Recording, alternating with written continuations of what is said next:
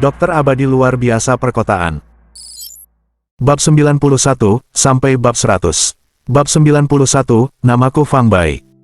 Fang Bai hanya berniat memaksa kereta kuda itu berhenti, namun dia tidak pernah menyangka akan mendapatkan hasil seperti ini. Tentu saja, ini adalah hasil yang sangat ia senangi. Dia tersenyum tanpa suara, melemparkan kedua pistol di tangannya ke Sungai Bihe, lalu berjalan menuju sedan yang terbalik itu. Dua orang di dalam mobil tersebut mengalami luka-luka, tetapi pernapasan dan detak jantung mereka tidak lemah, yang menunjukkan bahwa luka-luka mereka tidak serius. Sesaat kemudian, pintu mobil didorong terbuka dari dalam, dan serigala lapar yang berlumuran darah bersama pengemudinya berjuang untuk keluar. Kedua pria itu duduk di tanah, bersandar pada mobil, menyeka darah dari wajah mereka, dan bernapas berat, tampak sangat terguncang. "Kenapa kamu tidak lari sekarang?" Fang Bai berjongkok, menatap serigala lapar dengan tatapan mengejek. Serigala lapar mendongak menatap Fang Bai, matanya dipenuhi keputusasaan, kejengkelan, dan keengganan. Pengemudi di sebelahnya hanya menunjukkan rasa takut. "Bisakah Anda memberitahu saya, siapa yang ingin melumpuhkan tangan dan kaki saya?" Menyadari bahwa ia tidak punya jalan keluar, serigala lapar menghela napas dan bertanya. "Awalnya, aku berencana untuk melumpuhkan tangan dan kakimu, tapi barusan aku berubah pikiran." Fang Bai menatap serigala lapar dengan dingin dan berkata-kata demi kata, "Aku menginginkan nyawamu." Menghadapi tatapan membunuh Fang Bai, pupil mata serigala lapar tiba-tiba menyempit, dan dia tanpa sadar bergidik. Dia yakin Fang Bai mengatakan yang sebenarnya, dan itu bukan hanya untuk menakutinya. "Apa yang harus kau lakukan agar kau mengampuniku?" Serigala lapar menarik napas dalam-dalam, memaksa dirinya untuk tetap tenang. Dia tahu bahwa semakin kritis situasinya, semakin dia membutuhkan ketenangan pikiran untuk bernegosiasi dengan pihak lain dan mencari peluang untuk bertahan hidup selama negosiasi. Fang Bai menggelengkan kepalanya, "Aku tidak akan mengampunimu." Serigala lapar menatap mata di balik topeng iblis Fang Bai dan berkata, "Aku akan memberimu 10 juta, lepaskan aku." Ketika dia mengucapkan 10 juta, dia memperhatikan bahwa mata Fang Bai tidak berkedip sedikit pun, yang menunjukkan kepadanya bahwa tawarannya terlalu rendah. 30 juta, bagaimana menurut Anda? Serigala lapar segera menaikkan tawarannya. Fang Bai tertawa, "Meskipun aku suka uang, aku tidak akan menerima uang harammu. Mengambilnya akan mendatangkan banyak masalah. Meskipun aku tidak takut masalah, aku tidak ingin menarik masalah tanpa alasan. Jadi, lebih baik kau mati saja." Fang Bai berdiri, mencengkeram keras serigala lapar, mengangkatnya dengan mengejutkan, lalu melangkah menuju tepi jembatan besi. 100 juta, aku akan memberimu 100 juta. Kumohon ampuni aku. Serigala lapar tampaknya telah mengantisipasi apa yang akan dilakukan Fang Bai, dan tidak bisa lagi menahan ketenangannya. Dia mencoba meronta, tetapi menyadari anggota tubuhnya tidak bisa bergerak. Dia tahu Fang Bai telah melakukan sesuatu padanya, sehingga dia tidak punya pilihan selain berteriak putus asa. Fang Bai mengabaikan serigala lapar dan terus melangkah maju, dengan cepat mencapai pagar jembatan besi. Sambil mencondongkan tubuh untuk melihat ke bawah, tepat di bawah kakinya terbentang air Sungai Bihe yang bergelombang. Perairan Sungai Bihe dalam dan arusnya deras, melemparkan serigala lapar, yang titik akupunkturnya tertutup dan tidak dapat bergerak selama 2 jam. Dari sini, tidak ada kemungkinan untuk bertahan hidup. Hujan terus turun, dan angin masih bertiup kencang. Diterangi oleh lampu jalan di jembatan, pengemudi Hungry Wolf memperhatikan sosok Fang Bai yang menjauh, dan rasa takut di matanya berubah menjadi keganasan. Dia merogoh saku mantelnya dan mengeluarkan sebuah pistol, lalu membidik punggung Fang Bai. Asalkan dia bisa membunuh Fang Bai dan menyelamatkan Hungry Wolf, dia sudah memberikan kontribusi yang besar. Sejak saat itu, Hungry Wolf akan menganggapnya sebagai orang kepercayaan dan mempercayakan tugas-tugas penting kepadanya. Pada saat itu, seperti anggota senior lainnya dari grup Serigala Lapar, dia akan memiliki uang dan wanita yang siap melayaninya. Memikirkan hal ini, tatapan tajam pengemudi itu dipenuhi dengan lebih banyak kegembiraan dan fanatisme. Tepat ketika pengemudi hendak menarik pelatuk, Fang Bai, yang berdiri di dekat pagar jembatan besi, tiba-tiba menjentikkan tangan kirinya. Suara mendesing, sebuah pisau lempar berubah menjadi seberkas cahaya putih, menembus hujan deras, dan secepat kilat, menancap di tenggorokan pengemudi. Bola mata pengemudi itu melotot, suara serak, gah-gah, keluar dari tenggorokannya. Dia kejang-kejang di tanah sejenak, lalu terdiam. Pisau lempar itu diambil dari Serigala Lapar oleh Fang Bai, yang tanpa ragu menggunakannya ketika dia menyadari gerakan aneh pengemudi di belakangnya. Fang Bai sebenarnya tidak bermaksud membunuh sopir itu, tetapi pria itu sendiri telah mencari kematian, sehingga Fang Bai tidak punya pilihan selain mengirimnya untuk bertemu dengan Raja Neraka. Seandainya Serigala Lapar bisa melihat Fang Bai beraksi, dia akan menyadari bahwa teknik lempar pisau yang sangat dibanggakannya itu hanyalah lelucon jika dibandingkan. Jika kau bersedia menjawab pertanyaan, aku bisa memberimu kematian yang lebih bermartabat, kalau tidak, aku akan melemparkanmu ke sungai untuk memberi makan ikan. Fang Bai berkata acuh tak acuh kepada Serigala Lapar, yang diangkatnya dengan satu tangan, siapa yang mengirimmu, grup Serigala Lapar, untuk berurusan denganku? Anda, Serigala Lapar menatap tajam mata di balik topeng iblis itu, bertanya, siapakah kau? Nama saya Fang Bai. Fang Bai melepas topeng iblisnya agar serigala lapar dapat melihat wajahnya, lalu mengenakan topeng itu kembali dan tersenyum. Apakah kau ingat sekarang? Itu kamu. Jadi, itu kamu. Seandainya aku tahu, kita seharusnya tidak pernah menerima pekerjaan ini. Sekarang sudah terlambat. Menyadari bahwa ia pasti akan mati hari ini, serigala lapar tidak memohon belas kasihan. Namun, ia lebih memilih mati ditusuk pisau di leher seperti sopir itu daripada dilempar ke sungai untuk menjadi makanan ikan, jadi ia memilih untuk menjawab pertanyaan Fang Bai. Dia tertawa getir dan berkata, yang kutahu hanyalah orang yang ingin kau mati itu bernama Black Panther. Black Panther pernah mentransfer sejumlah uang ke rekening Hungry Wolf Group kami, dan memerintahkan kami untuk melumpuhkan tangan dan kakimu, jadi aku mengirim Tufu untuk melakukan pekerjaan itu. Dalam bisnis kami mengambil uang orang untuk membebaskan mereka dari masalah. Mengenai siapa sebenarnya Black Panther, kami benar-benar tidak tahu. Fang Bai mengangguk, karena tahu serigala lapar mengatakan yang sebenarnya. Dia menurunkan serigala lapar, meletakkan telapak tangan kirinya di dada serigala lapar, dan gelombang yuan sejati meledak dari telapak tangannya, langsung menghancurkan meridian jantung serigala lapar. Jantung serigala lapar tiba-tiba berhenti berdetak, wajahnya meringis kesakitan beberapa kali, lalu ia meninggal dengan ekspresi lega. Fang Bai tidak berlama-lama di tempat kejadian, berbalik, dan melesat pergi, menghilang dalam sekejap di antara lapisan hujan. Dia tidak khawatir meninggalkan jejak karena badai dan hujan deras malam ini akan menyapu semuanya.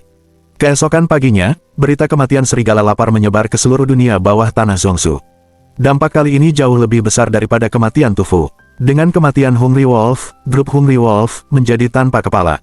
Para pemimpin lainnya tidak mampu mendapatkan rasa hormat, yang mau tidak mau menyebabkan perselisihan internal dan memicu perombakan lain di dunia bawah tanah Zhongsu.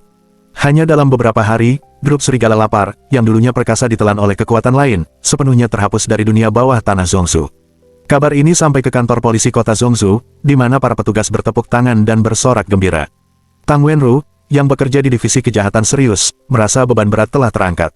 Selama bertahun-tahun, divisi kejahatan serius telah mengumpulkan banyak kasus besar, yang sebagian besar mengarah pada kelompok serigala lapar. Sejak Tang Wenru menjabat sebagai kepala divisi kejahatan serius di kantor polisi kota Zhongsu, dia ingin mengambil tindakan terhadap grup serigala lapar, tetapi merasa frustrasi karena kurangnya bukti yang meyakinkan, dan selalu merasa terkekang. Kini, dengan tewasnya bos grup serigala lapar, dan para anggotanya tercerai-berai seperti monyet tanpa pemimpin, sebuah malapetaka besar telah lenyap dari Zhongsu. Bab 92, apakah kamu punya perasaan terhadap Fang Bai? Siapa sebenarnya yang berada di balik kejadian dengan grup serigala lapar? Apakah ini akibat dari perselisihan internal atau ada alasan lain? Duduk di kantornya, Tang Wenru mengerutkan kening, memikirkan pertanyaan-pertanyaan ini.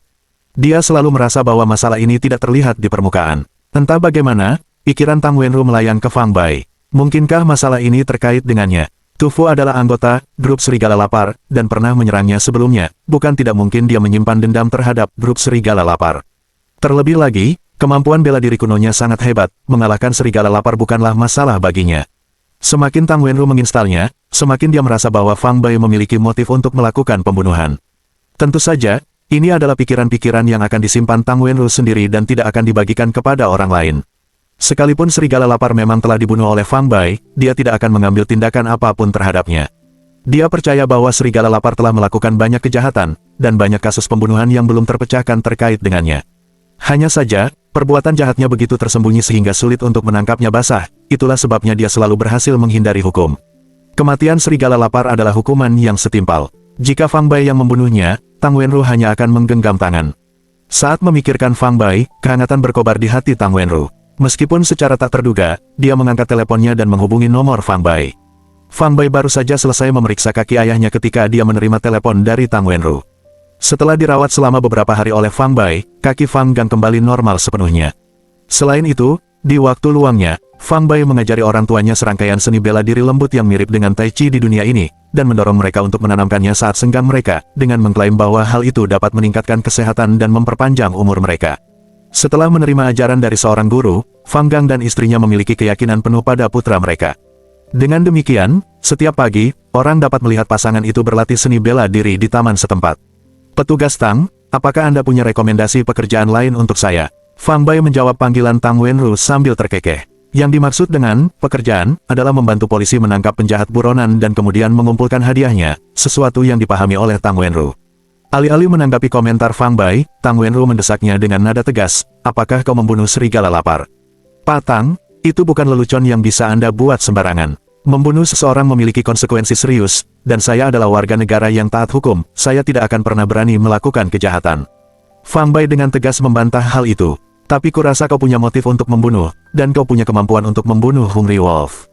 Tang Wenru mengumumkan dengan keras kepala, suaranya terdengar sangat serius. Fang Bai berkata, kau tahu orang seperti serigala lapar itu. Dia telah menyinggung banyak orang, dan pasti ada cukup banyak orang yang menyimpan dendam terhadapnya. Jika berbicara tentang motif pembunuhan, nama saya bahkan tidak ada dalam daftar. Lagi pula, ada banyak master di dunia ini, dan saya jelas bukan satu-satunya yang memiliki kemampuan untuk membunuh serigala lapar. Patang, tolong, saya benar-benar tidak memenuhi syarat dengan ini. Bisakah kamu menghentikan saya? Aku takut, bukan kamu, sama sekali tidak. Baiklah kalau begitu, jika kamu bilang bukan kamu, ya bukan kamu. Bagaimana cedera Anda? Sedang mengerjakan, suara Tang Wenru tiba-tiba melembut, menguraikan beberapa nada keseluruhan. Dia langsung mengganti topik pembicaraan sehingga Fang Bai terkejut sebelum tertawa kecil dan berkata, terima kasih atas perhatian Anda, Patang. Cedera saya sudah sembuh total. Satu-satunya penyesalan adalah bekas luka di punggungku berantakan, terlihat agak jelek. Tang Wenru berpikir sejenak lalu berkata, saya kenal beberapa dokter di Pavilion Dokter Yanjing yang membuat salep bekas luka yang konon cukup ampuh. Aku akan membelinya untukmu dalam beberapa hari, dan kamu bisa mencobanya. Fang Bai tersenyum dan berkata, terima kasih atas kebaikan Anda, Patang. Keluarga kami memiliki warisan pengobatan tradisional, dan saya juga bisa membuat salep penghilang bekas luka yang tidak kalah bagusnya dengan buatan orang lain. Aku bertaruh dengan Qian Hao Duo bahwa jika aku tidak bisa sepenuhnya menghilangkan bekas luka di punggungku dalam waktu 1 tahun, aku harus menjadi muridnya. Patang, sampaikan kepada ayahmu untuk menyimpan uang 10 juta yuan itu dengan aman, karena aku mungkin akan datang untuk mengambilnya segera. Tang Wenru mengetahui tentang taruhan yang dibuat Fang Bai dengan Qian Hao Duo, salah satu dari 4 dokter nasional terkemuka dari Yanjing, dan taruhannya adalah 10 juta uang tunai, yang sekarang berada di tangan ayahnya, Tang Chongshan. Tang Wenru menyadari bahwa Fang Bai telah dididik oleh seorang guru, tetapi dia tidak percaya bahwa kemampuan medisnya dapat melampaui kemampuan Qian Hao Duo. Namun, fakta bahwa Qian Hao Duo begitu bersemangat untuk menjadikan Fang Bai sebagai muridnya berarti bahwa kemampuan medis Fang Bai pasti tidak buruk, jika tidak, Qian Hao Duo bahkan tidak akan mempertimbangkannya. Perlu diketahui, di dunia ini, ada banyak sekali dokter yang ingin menjadi murid Qian Hao Duo, namun belum pernah terdengar ada yang menerima seorang pun sebagai muridnya. Kapan kamu akan magang di rumah sakit Yanjing? Tang Wenru bertanya dengan santai. Saya mungkin akan berangkat dalam beberapa hari ke depan. Semoga perjalananmu lancar. Setelah mengakhiri panggilan dengan Fang Bai, Tang Wenru bersandar di kursinya, wajah cantiknya sedikit merona melankolis. Beberapa saat kemudian, dia mengangkat teleponnya lagi dan menelepon ayahnya, Tang Chongshan, yang berada jauh di Ansi. Ayah, aku ingin bekerja di Yanjing. Nak, kamu baik-baik saja di kota Zhongzhou, kenapa tiba-tiba berpikir untuk pindah? Bukan apa-apa, saya hanya ingin mengubah lingkungan kerja saya. Baiklah, karena kamu ingin pergi, silakan pergi. Dalam 10 hari, saya akan mengurus transfernya untuk Anda. Terima kasih. Nak, maksudnya begitu formal dengan ayahmu sendiri. Oh ya, aku lupa bertanya saat kita bertemu terakhir kali, bagaimana perkembangan hubunganmu dengan anak laki-laki dari keluarga Shen itu? Ayah, aku sudah pernah mengatakan sebelumnya, aku tidak menyukai Shen Huanian, dan hubungan kami tidak mungkin terjalin. Awalnya ibumu juga tidak menyukaiku, tetapi setelah menghabiskan lebih banyak waktu bersama, dia menemukan banyak kualitas baik dalam dirinya, dan akhirnya, kami berpacaran. Menurutku anak laki-laki dari keluarga Shen itu cukup baik, kamu bisa mencoba berinteraksi lebih banyak dengannya, mungkin kamu akan menemukan kualitas yang lebih baik. Ayah, nak, ibu tahu kau masih belum bisa melupakan Jian Fei, tapi Jian Fei sudah tiada, dan kau harus menerima kenyataan ini. Aku harap kamu bisa kuat, segera melewati bayang-bayang kesedihan, dan berbahagia ya. Ayah, aku sudah jauh lebih baik. Hanya saja, setiap kali kau menyebut Shen Huanian, aku jadi kesal. Setelah dipindahkan untuk bekerja di kota Zhongzhou, Shen Huanian telah beberapa kali mengganggu saya, dan karena itu, terjadi pertengkaran yang tidak menyenangkan dengan Fang Bai. Tunggu, Fang Bai, bagaimana dia bisa terlibat dalam hal ini? Ayo, ceritakan padaku apa yang terjadi. Tang Wenru tanpa sengaja menyebut nama Fang Bai, yang menarik perhatian ayahnya. Dia mengusap kening dengan perasaan tak berdaya dan tidak punya pilihan selain menjelaskan bagaimana Shen Huanian telah 2 kali mengiriminya bunga dan bagaimana dia menggunakan Fang Bai sebagai tameng setiap kali. Setelah mendengarkan, Tang Chongshan teringat sejenak sebelum bertanya dengan suara rendah, gadis, apakah kamu punya perasaan pada Fang Bai? Tang Wenru menjawab, keheningan terkadang menandakan persetujuan. Bab 93, klinik dibuka. Fang Bai dan Lu Jianfei terlihat sangat mirip, dan karena dia menerima nyawanya untuk membantumu, masuk akal jika kau membantu. Tetapi, Tang Chongshan menghela nafas, nadanya menjadi serius, kakekmu sepertinya juga sangat menghargai anak laki-laki dari keluarga Shen itu. Dia meneleponku beberapa hari yang lalu, berharap bisa bertemu kalian berdua. Aku tidak mau ada orang yang ikut campur dalam urusanku. Tang Wenru menyela dia, nada suaranya berubah tegas. Kamu, gadis. Di mata Ansi, bibir Tang Chongshan melengkung membentuk senyuman pahit. Tang Wenru memang keras kepala sejak kecil. Jadi dia sudah memutuskan sesuatu, tidak ada seorang pun yang bisa membujuknya, bahkan kakeknya di Yanjing yang memiliki kedudukan tinggi dan pengaruh besar sekalipun.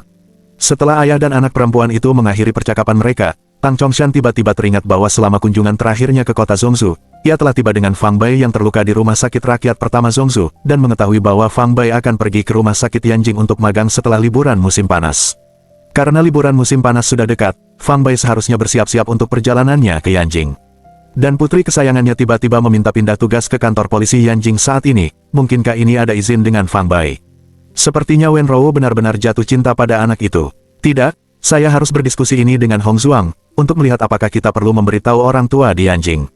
Orang tua itu sangat keras kepala, dan jika dia mengetahui hal ini, akan sulit untuk menyelesaikan masalah jika kakek dan cucunya berdiskusi. Dengan wajah khawatir, Tang Chongshan menepuk keningnya dan segera menelepon istrinya, Liu Hongzuang, yang bekerja di sektor pendidikan. Keluarga Fang sangat sibuk selama beberapa hari terakhir. Setelah kaki Fang Gang sembuh, dan dengan dukungan kuat dari putranya, mereka mempersiapkan pembukaan kembali klinik pengobatan tradisional Tiongkok. Karena klinik tersebut pernah merugi di masa lalu, Yang Mei selalu menentang keinginan suami untuk membukanya kembali. Namun, karena keluarga tersebut tidak lagi kekurangan uang dan anak-anaknya telah meninggalkan banyak resep, dengan percaya diri mengklaim bahwa mereka pasti akan menghasilkan uang, Yang Mei tidak lagi menentang. Nama klinik tersebut akan tetap Pengobatan Tradisional Tiongkok Fang. Klinik itu tidak jauh dari Fangs, yang terdiri dari dua toko yang bersebelahan. Toko-toko ini awalnya adalah sebuah toko obat tradisional tunggal yang dipindahkan ke Fang Gang karena manajemen yang buruk. Ketika Fang Gang mengambil alih, peralatan medis dan lemari obat di toko tersebut sudah siap digunakan. Mereka hanya perlu membeli beberapa ramuan obat khusus sesuai dengan resep yang disukai Fang Bai, dan setelah memasang papan nama baru, mereka dapat membuka usaha. Fang Bai tidak melakukan banyak hal lain akhir-akhir ini selain membantu orang tuanya merapikan toko, dan dengan rapi mengkategorikan serta memotong tanaman obat yang dibeli ayahnya ke dalam lemari yang berbeda. Yang Mei berhenti berjualan di kiosnya, bersiap untuk bekerja di klinik sebagai kasir dan menikmati kesenangan sebagai bos saat klinik itu dibuka. Fang Yun juga memanfaatkan akhir pekan untuk pulang sekolah dan membantu. Setelah semuanya siap, Fang Gang memilih hari yang tepat untuk secara resmi membuka pengobatan tradisional Tiongkok Fang. Keluarga Fang setelah merencanakan pembukaan yang sederhana, berpikir bahwa cukup bagi keluarga untuk menyalakan beberapa petasan. Namun, pada pagi hari pembukaan, yang mengejutkan mereka, Su Yifei, yang telah mendengar kabar tersebut dari Fang Bai, muncul bersama sekelompok besar orang untuk menyampaikan ucapan selamat. Su Yifei dan Fang Bai telah menjadi teman yang bisa berbicara apa saja seiring berjalannya waktu. Su kadang-kadang mengundang Fang Bai untuk berkumpul di hotel Four Seasons Spring miliknya untuk minum-minum. Dan Fang Bai mengagumi keterus-terangan Su Yifei, yang selalu hadir saat diundang. Saat mereka minum dengan riang, Fang Bai bahkan dengan santai mengajukan beberapa pertanyaan tentang seni bela diri kepada Su Yifei, yang sangat bermanfaat baginya. Beberapa hari yang lalu, saat mereka makan malam bersama, Fang Bai dengan santai menyebutkan bahwa klinik pengobatan tradisional Tiongkok milik keluarganya akan segera dibuka, dan Su Yifei menanggapinya dengan serius. Su Yifei diiringi oleh para bawahannya dan teman-temannya untuk menyampaikan ucapan selamat, dengan iring-iringan mobil besar dan kecil yang tak terhitung jumlahnya, hampir memenuhi distrik tempat pengobatan tradisional Tiongkok Fang berada. Su Yifei melakukan ini, pertama, untuk meningkatkan reputasi klinik pengobatan tradisional Tiongkok keluarga Fang dan kedua, untuk mendatangkan bisnis ke pengobatan tradisional Tiongkok Fang. Setelah Fang Bai menyembuhkan tumor otak Su Linglong, dia secara khusus mewartakan Su Yifei untuk tidak mempublikasikan masalah tersebut, agar tidak mengganggu ritme hidupnya sendiri. Yang terpenting, pada saat itu, kondisi kaki Fang Gang baru saja mulai membaik, dan Fang Bai khawatir jika kemampuan medisnya diketahui, orang-orang mungkin akan datang mengetuk pintunya untuk meminta perawatan, yang akan berdampak pada keluarganya.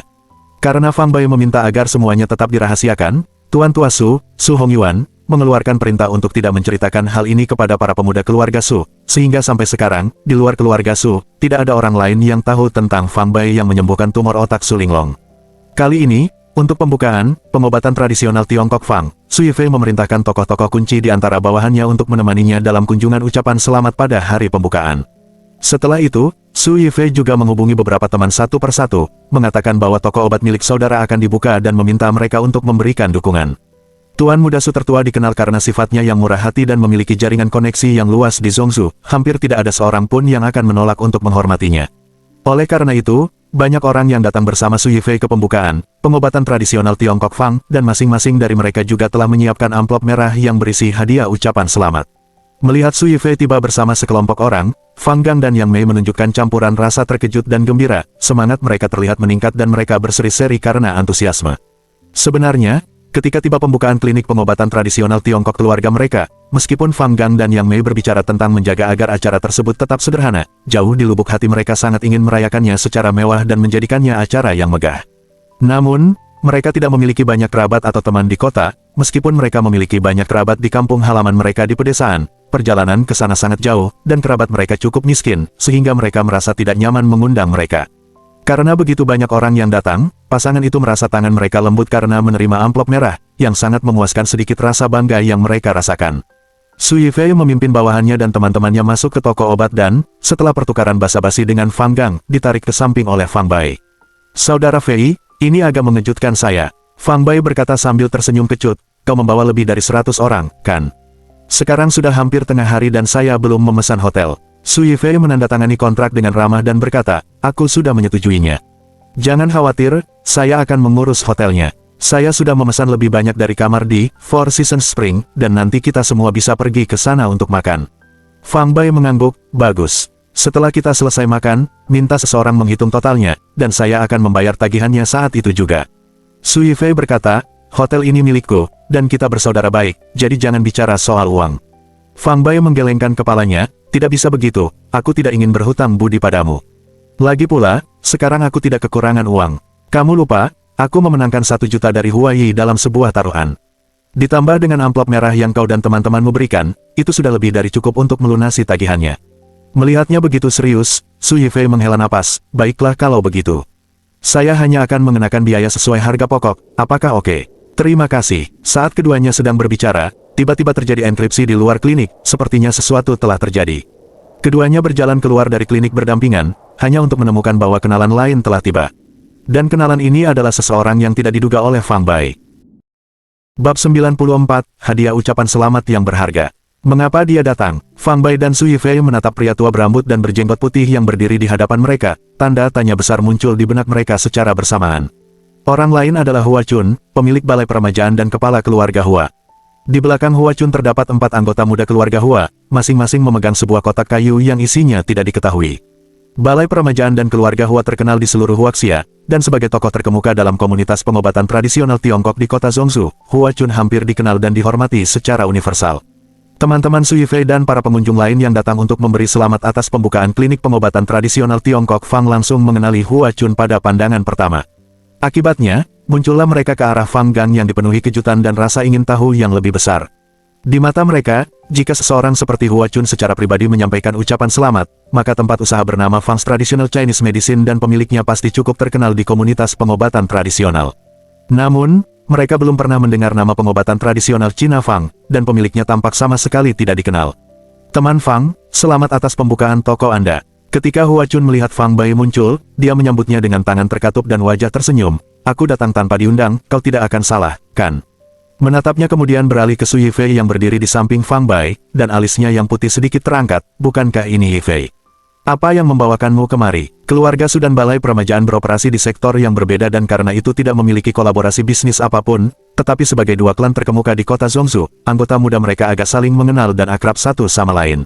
Su Yifei adalah penerus yang dipersiapkan oleh patriark keluarga Su, Su Hongyuan, dan Hua Chun, sebagai pemilik Balai Peremajaan sekaligus patriark keluarga Hua, pernah bertemu di dekatnya di acara-acara kelas atas dan bertukar sapa singkat, sehingga mereka saling mengenali. Setelah Su Linglong mendiagnosis tumor otak, Su Yifei mengikuti kakeknya, Su Hongyuan, untuk meminta bantuan medis langsung dari Hua Chun. Meskipun Hua Chun pada akhirnya mengaku tidak berdaya untuk membantu diagnosis Su Linglong, pertemuan itu mempererat hubungan antara keduanya. Hua Chun adalah seorang sezaman dengan Su Hongyuan dan tokoh terkemuka dalam komunitas medis Huaxia dengan reputasi yang sangat baik. Su Yifei tidak berani tampil angkuh di hadapannya dan, setelah mendengar pertanyaannya, menjawab dengan senyuman, "Senang bertemu Anda, Tetua Hua. Fang Bai adalah teman dekat saya, dan saya datang khusus untuk menyampaikan ucapan selamat atas pembukaannya." Hua Chun mengangguk, sedikit rasa terkejut terselip di hatinya. Disebut sebagai teman dekat oleh Su Yifei berarti Fang Bai memiliki hubungan yang sangat baik dengannya. Dengan dukungan dari keluarga Su yang berpengaruh, tampaknya olah peremajaan perlu mengeluarkan kembali kemampuan Fang Bai. "Fang Bai, yang sebelumnya telah mengalahkan Hua Chun dalam keterampilan medis dan memenangkan 6 juta dari Balai Permajaan, mengira dia akan menjadi musuh keluarga Hua. Ia sangat terkejut melihat Hua Chun datang sendiri untuk menyampaikan ucapan selamat atas pembukaan gedung kliniknya. Namun setelah berpikir sejenak, Fang Bai mengerti apa yang sedang terjadi. Pria tua ini menggunakan kesempatan untuk mengucapkan selamat kepada saya dan juga untuk menjalin persahabatan. Sepertinya dia masih bertekad untuk menarikku ke aula permajaan. Setelah memikirkan hal ini, Fang Bai tak berkuasa menahan senyum kecut dan berkata kepada Hua Chun, kunjungan Anda yang terhormat ke tempat kami yang sederhana ini merupakan suatu kehormatan. Silakan masuk. Hua Chun memasuki klinik pengobatan tradisional Tiongkok sambil terkekeh dan berkata, selamat atas pembukaan klinik Anda, kepada Fang Gang dan istrinya, Yang Mei. Setelah mempelajari pengobatan tradisional Tiongkok di sebuah institut medis ternama di Huaxia pada masa mudanya, dan kemudian membuka kliniknya sendiri, Fang Gang sudah mengenal reputasi Balai Permajaan. Saat diperkenalkan dengan identitas Hua Chun oleh putranya, ia hampir mengirimkan rasa hormat kepada tokoh senior dalam pengobatan tradisional Tiongkok tersebut, bahkan tidak tahu harus meletakkan tangan di mana karena saking gembiranya. Fang Gang, Yang Mei, dan Fang Yun tidak terbiasa dengan acara-acara besar, dan kedatangan seseorang sepenting Hua Chun membuat mereka bingung. Dari keempat anggota keluarga itu, hanya Fang Bai yang tetap tersenyum, menunjukkan kedewasaan di luar usianya dan sikap yang tidak tunduk maupun sombong. Melihat ini, Hua Chun mengangguk dalam hati, dan kesannya terhadap Fang Bai meningkat satu tingkat lagi. Untuk kunjungan ucapan selamat saya tidak membawa amplop merah, tetapi sebaliknya membawa beberapa hadiah sederhana. Saya harap teman Fang tidak akan meremehkan mereka, kata Hua Chun. Hua Chun mengatakan ini, memberi isyarat kepada keempat murid keluarga Hua yang mengikutinya untuk membawa kotak-kotak kayu tersebut. Keempat murid keluarga Hua berdiri berjejer, dan saat Hua Chun berjalan mendekati mereka, dia membuka setiap kotak kayu yang mereka pegang dan memperkenalkan mereka. Ginseng ini, yang berasal dari wilayah pegunungan Changbai di timur laut Huaxia, telah berusia lebih dari seabad. Bunga Hesou ini, yang berasal dari pegunungan terpencil di Yunnan Selatan di Huaxia, juga berusia lebih dari 100 tahun. Teratai salju ini, yang diperoleh dari pegunungan Tianshan di Huaxia Barat, belum genap berusia seabad, tetapi hampir mencapai usia tersebut. Lingzi ini, dari wilayah Min, berusia sekitar 130 tahun. Setiap kali barang-barang di dalam kotak kayu diperkenalkan, para ahli yang hadir menarik napas dalam-dalam. Su Yifei juga membelalakan matanya, menatap Hua Chun dengan tak percaya.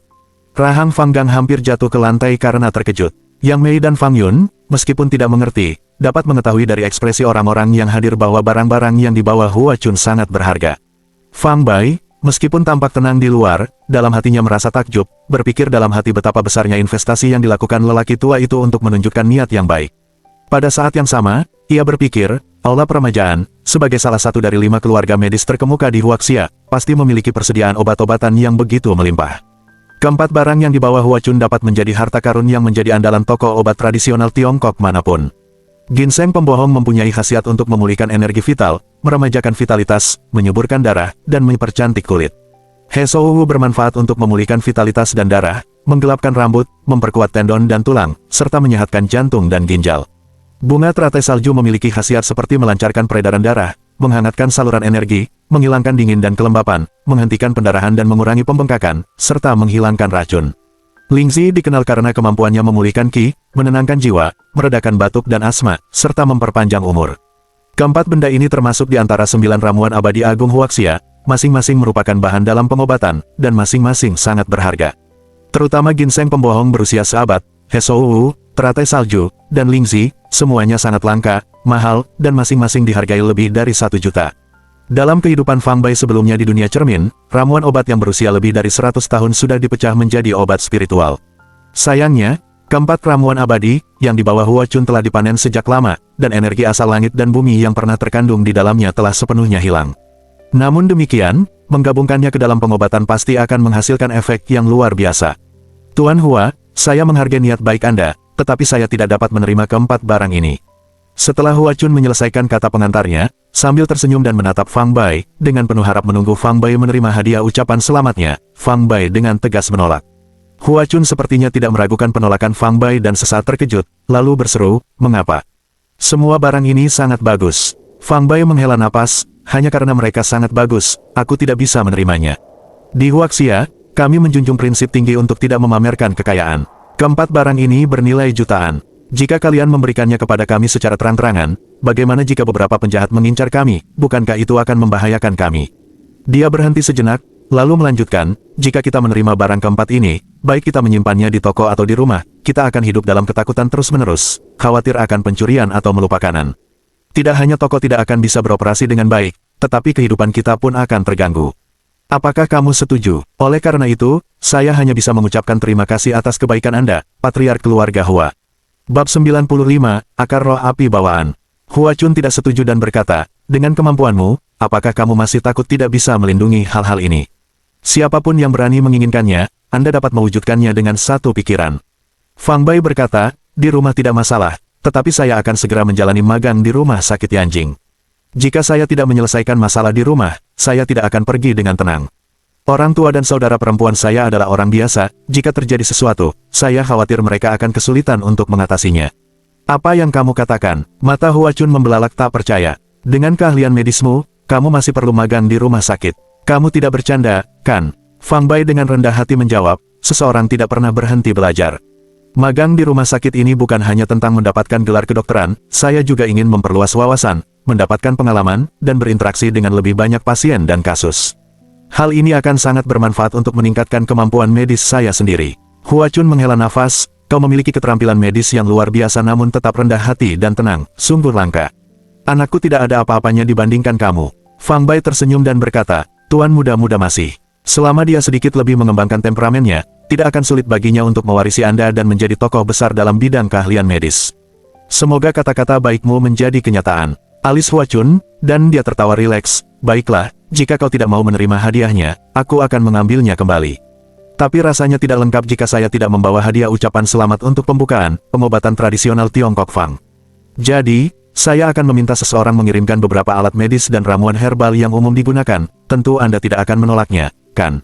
Mengetahui bahwa aula peremajaan adalah tempat yang kaya dan bahwa alat-alat medis serta ramuan herbal biasa tidak terlalu berharga, Fang Bai dengan penuh rasa syukur membungkuk sambil menyatukan kedua tangan dan berkata, kalau begitu, saya sangat berterima kasih kepada Tetua Hua. Su Yifei dan Hua Chun adalah tokoh-tokoh berpengaruh di kota Zhongzhou, dan dukungan mereka setara dengan iklan terbaik untuk obat tradisional Tiongkok Fang. Dengan demikian, hampir dalam semalam, setiap klinik dan apotek, besar maupun kecil, di kota Zhongzhou mengetahui bahwa ada klinik TCM baru bernama Pengobatan Tradisional Tiongkok Fang. Pada siang hari, setelah para tamu yang datang untuk menyampaikan ucapan selamat menyantap hidangan mereka di restoran Four Seasons Spring, bubar mereka, dan Fang's Traditional Chinese Medicine memulai kegiatan resminya. Pembukaan Pengobatan Tradisional Tiongkok Fang berlangsung meriah. Banyak orang berpikir bahwa pemilik klinik itu pasti memiliki keahlian yang mumpuni, jika tidak, pemilik Rejuvenation Hall, Hua Chun, tidak akan datang sendiri untuk memberikan ucapan selamat. Oleh karena itu, pada suatu hari, orang-orang secara bertahap mulai mengunjungi klinik untuk mencari nasihat dan konsultasi medis. Meskipun Fang Bai berada di klinik, dia tidak ikut campur secara langsung, melainkan duduk di pinggir jalan, mengamati orang tuanya yang sedang sibuk merawat pasien. Dia ingin meninggalkan Zhongzhou menuju Yanjing. Sebelum pergi, dia ingin melihat apakah orang tuanya bisa mengurus dirinya sendiri. Jika ia menemukan sesuatu yang tidak beres, ia bermaksud untuk memperbaikinya sebelum berangkat. Menurut Fang Bai, klinik tersebut perlu mempekerjakan 1 atau 2 staf untuk tugas-tugas lain, tetapi saran ini langsung ditolak oleh Yang Mei. Menyadari bahwa uang tidak datang dengan mudah, Yang Mei berpikir bahwa mempekerjakan staf berarti membayar upah mereka. Alih-alih memberikan uang kepada orang lain, dia lebih memilih untuk menyibukkan diri sendiri. Selain itu, klinik tersebut baru saja dibuka, dan masih belum pasti bagaimana kinerja bisnisnya nanti. Jika tidak ada pelanggan dan mereka sudah mempekerjakan staf, bukankah itu akan menyebabkan kerugian yang lebih besar? Setelah mendengarkan ibunya, Fang Bai bimbang antara tertawa dan menangis, menyadari bahwa ibunya menerima uang. Kemudian, ia menyerah pada dilema apakah akan mempekerjakan staf atau tidak. Fang Gang dan Yang Mei bertugas di klinik TCM, masing-masing dengan bertugas sendiri. Fang Gang bertanggung jawab untuk memeriksa pasien dan memberikan obat, sementara Yang Mei mengurus pengumpulan uang dan mengelola pengadaan peralatan dan ramuan herbal. Fang Gang mahir dalam akupuntur dan pijat, ketika ia menjalankan klinik pengobatan tradisional Tiongkoknya di masa lalu, kesehatannya tidak begitu baik. Setelah memijat 1 atau 2 orang, dia akan merasa lelah dan perlu istirahat sejenak sebelum melanjutkan. Namun sejak ia mulai berlatih teknik tinju yang diajarkan oleh putranya, ia merasa tubuhnya menjadi lebih kuat dan kekuatannya meningkat. Dia bisa memeras lebih banyak dari membaca orang secara berturut-turut tanpa merasa lelah. Selama merawat kaki ayahnya, Fang Bai mengajarkannya berbagai rahasia akupuntur dan teknik pijat. Setelah mempertimbangkan dengan saksama, Fang Gang membuat kemajuan signifikan di bidang ini. Meskipun ia tidak mendapat bantuan dari Tru Yuan, semua pasien yang dirawat dengan teknik akupuntur dan pijat Fang Bai merasa bahwa hasilnya baik. Papan nama di atas pintu klinik pengobatan tradisional Tiongkok itu bertuliskan huruf besar, pengobatan tradisional Tiongkok Fang, dan kata-kata, spesialisasi dalam penyembuhan patah tulang dan pengobatan berbagai jenis trauma, berbagai penyakit mata dan mulut, infeksi telinga, radang hidung, radang tenggorokan, del. Teknik pijat yang diajarkan Fang Bai kepada ayahnya termasuk penyembuhan patah tulang, jadi menangani pasien seperti itu bukanlah masalah yang sama sekali. Selain itu, Fang Bai meninggalkan salep penyembuhan tulang dan generasi otot untuk mengobati luka luar, cairan pemulihan jiwa untuk luka dalam, dan beberapa resep ampuh untuk penyakit umum, yang cukup untuk menangani sebagian besar pasien yang mencari konsultasi medis. Setelah pencarian, Fang Gang menemukan bahwa resep khusus ini sangat efektif. Karena sangat menghargai resep-resep itu, ia tidak ragu untuk mengeluarkan sejumlah uang yang cukup besar untuk membeli brankas guna menyimpan resep-resep tersebut agar tidak dicuri. Dalam pandangan Fang Gang, resep-resep yang ditinggalkan anak memang dapat membuat klinik mereka berkembang dan mengarah pada kebangkitan keluarga Fang. Yang disesalkan Fang Bai adalah kedua orang tuanya yang memiliki fisik biasa dan tidak memiliki akar spiritual, sehingga baik itu pemurnian tubuh maupun peretasan Qi, mereka tidak dapat memulai jalan peretasan. Jika tidak, dia bisa saja mempelajari keahlian mereka, sehingga memungkinkan mereka untuk akhirnya melampaui tubuh fana mereka. Satu-satunya hal yang mengejutkan Fang Bai adalah bahwa adiknya, Fang Yun, ternyata memiliki akar roh api, yang menunjukkan bahwa dia dapat mulai mengolah Qi dan melangkah ke jalan mengemudi. Di dunia refleksi tempat Fang Bai berasal sebelum kenaikannya, terdapat dua jalur penghancuran, satu adalah pemurnian tubuh, dan yang lainnya adalah pembangkitan Qi. Meskipun kedua metode pemukulan ini memiliki kesulitan dan keunggulan yang berbeda, pada akhirnya keduanya akan bertemu, membentuk inti di laut Qi. Keuntungan dari inovatif Qi adalah kemajuan yang relatif mudah dan perkembangan yang cepat. Namun, kelemahannya adalah fondasi fisik yang lemah dan kemampuan pelestarian diri yang buruk. Dalam konfrontasi, Qi rentan terhadap cedera. Manfaat dari penyempurnaan tubuh adalah fisik yang kuat, kemampuan menyerang yang dahsyat, daya tahan tinggi terhadap cedera, dan kemampuan penyembuhan diri yang lebih cepat. Kelemahannya adalah kemajuan yang lambat, membutuhkan upaya yang sangat besar dan berat, serta kepercayaan diri dan kemauan yang gigih. Jika ditinggalkan di tengah jalan, Fang Bai, yang telah mengambil alih tubuh ini, awalnya merasa lemah dan agak mengecewakan, tetapi kemudian menemukan bahwa itu sebenarnya adalah tubuh roh bawaan. Tubuh roh bawaan berbeda dari akar roh bawaan, yang satu cocok untuk pemurnian tubuh, dan yang lainnya untuk penggerak Qi. Fang Yun, dengan akar roh api bawaannya, sangat unggul dalam peta Qi. Di sisi lain, tubuh roh bawaan Fang Bai sangat cocok untuk pemurnian tubuh. Di kehidupan sebelumnya, Fang Bai naik ke alam abadi dan menjadi kaisar abadi melalui pemurnian tubuh. Pikiran Fang Bai dipenuhi dengan berbagai teknik pemurnian tubuh dan pengingat Qi dari kehidupan sebelumnya. Mengingat kemampuan Fang Yun dalam mematahkan Qi, dia mengajarkan serangkaian teknik yang disebut seni api sejati 9 revolusi.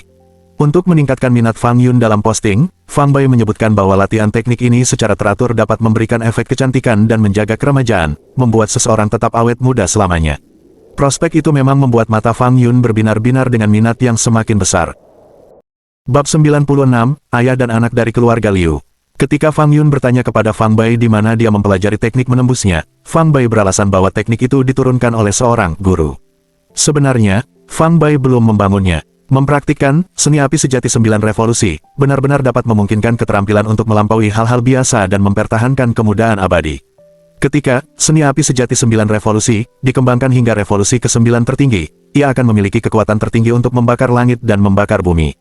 Fang Bai mengajarkan teknik mengajar Fang Yun dengan tujuan lain, yaitu agar, selama ketidakhadirannya di Zhongzhou, Fang Yun dapat mengambil alih tanggung jawab melindungi keluarga mereka.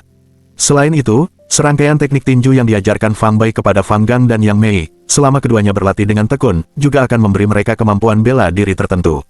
Selama mereka tidak bertemu dengan seorang seniman bela diri sejati, tidak akan ada seorang pun yang mampu menyakiti mereka. 3 hari kemudian, melihat bahwa klinik pengobatan tradisional Tiongkok berjalan sesuai rencana dan bisnisnya tidak buruk, Fang Bai akhirnya merasa tenang dan memutuskan untuk memulai perjalanannya ke Yanjing. Setelah makan malam bersama keluarganya, Fang Bai memasukkan beberapa barang ke dalam ransel. Dia memberitahu orang tuanya bahwa dia telah membeli tiket kereta cepat malam ini, lalu keluar dari klinik pengobatan tradisional Tiongkok. Sebelum pergi, Fang Bai mendesak orang tuanya untuk merawat baik-baik teratai emas 7 daun, dan buah hati merah api berkobar, yang ditanam di sudut halaman mereka, dengan menyebutkan bahwa tanaman itu akan sangat berguna di masa depan. Menanggapi instruksi Fang Bai dengan serius, Fang Gang dan Yang Mei menaruh perhatian besar. Pada hari Fang Gang pergi, Yang Mei membeli seekor anjing untuk menjaga rumah mereka. Setelah meninggalkan klinik pengobatan tradisional Tiongkok, Fang Bai tidak langsung menuju stasiun kereta, sebaliknya, ia berjalan-jalan di sekitar kota Zhongzhou.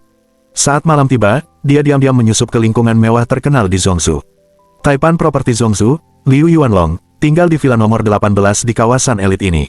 Beberapa hari sebelumnya, ketika Fang Bai berniat membunuh serigala lapar, dia mengetahui dari pengakuan serigala lapar bahwa seorang pria aneh yang dikenal sebagai Panter Hitam telah membayar mereka untuk membidiknya. Setelah penyelidikan menyeluruh, Fang Bai akhirnya menemukan bahwa Black Panther adalah pengawal pribadi Liu Yuanlong. Kini Fang Bai sudah memahami situasi. Dalang di balik layar yang membidiknya bukanlah Black Panther, melainkan Liu Yuanlong sendiri. Liu Yuanlong kemungkinan memiliki dua alasan untuk menargetkan Fang Bai. Pertama, karena banyaknya bentrokan dan konflik yang dialaminya dengan Liu Yichen, Liu Yuanlong, sebagai ayahnya, mungkin berusaha membalaskan dendam atas kematian putranya.